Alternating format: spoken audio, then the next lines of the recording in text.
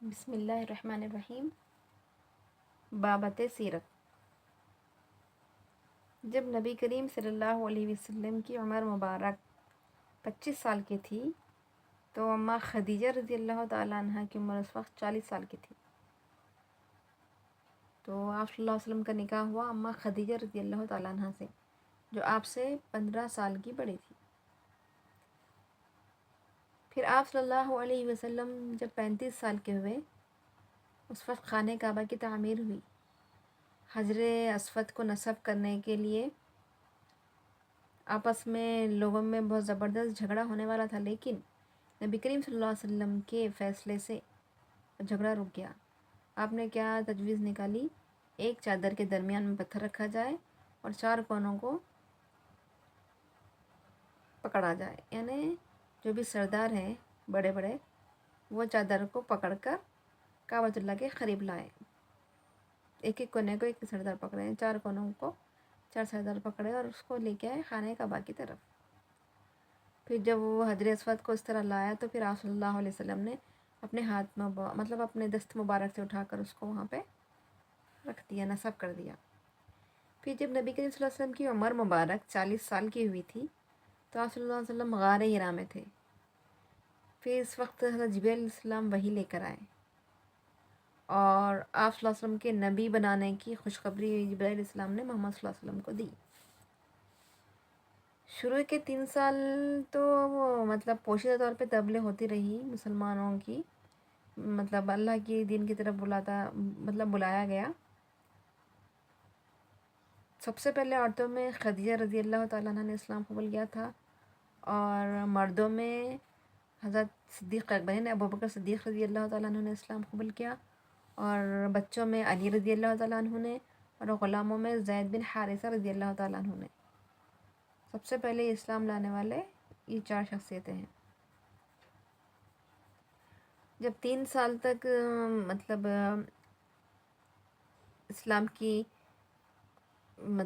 طرف جو بلایا گیا، ان 3 سالوں میں جب اسلام کی تبلیغ ہوئی 130 لوگ ہی اسلام قبول کیا۔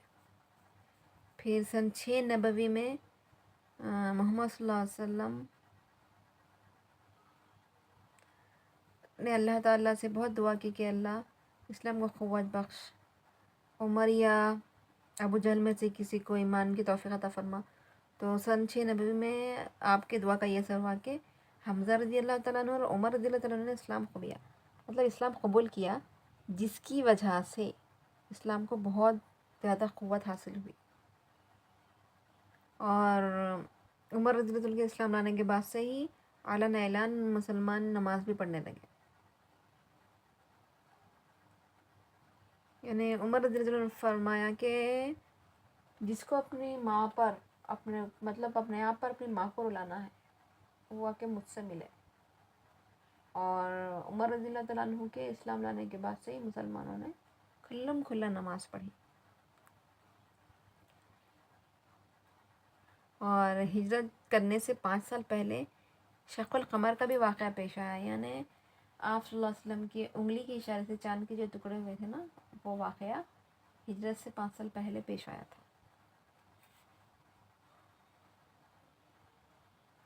پھر کفار مکہ بہت زیادہ ایذا رسانی کرنے لگے، ستانے لگے، تو ان کی ایذا رسانی سے بچنے کے لیے آپ صلی اللہ علیہ وسلم نے صحابہ کرام کو ہجرت کرنے کا حکم دیا۔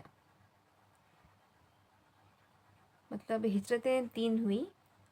پہلی ہجرت ہوئی حبشہ سے سن 5 نبوی میں ہوئی تھی، اس میں 11 مرد اور 5 عورتیں گئے۔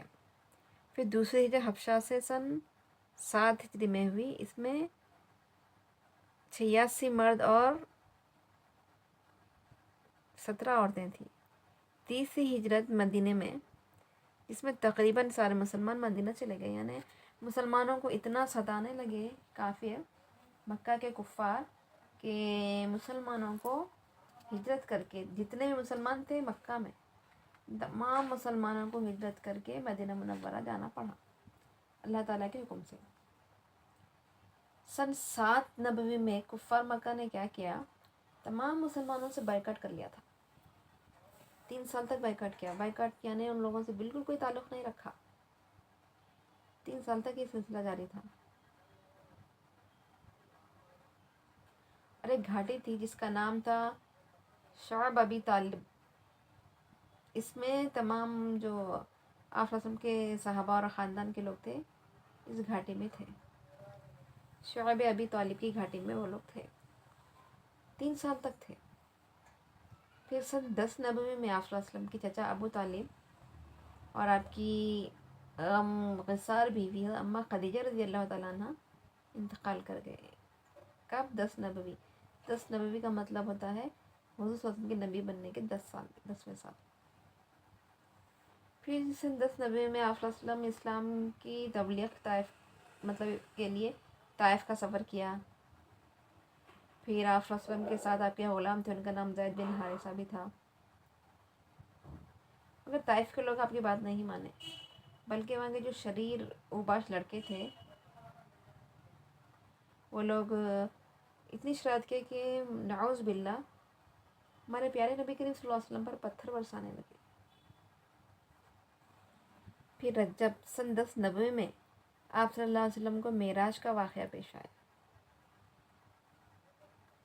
جہاں پہ نبی کریم صلی اللہ علیہ وسلم کو مسجد معراج سے مسجد اقصیٰ لے جایا گیا. پھر وہاں سے 7 آسمانوں کی سیر کرائی گئی. آپ نے جنت دیکھی، دوزخ دیکھی.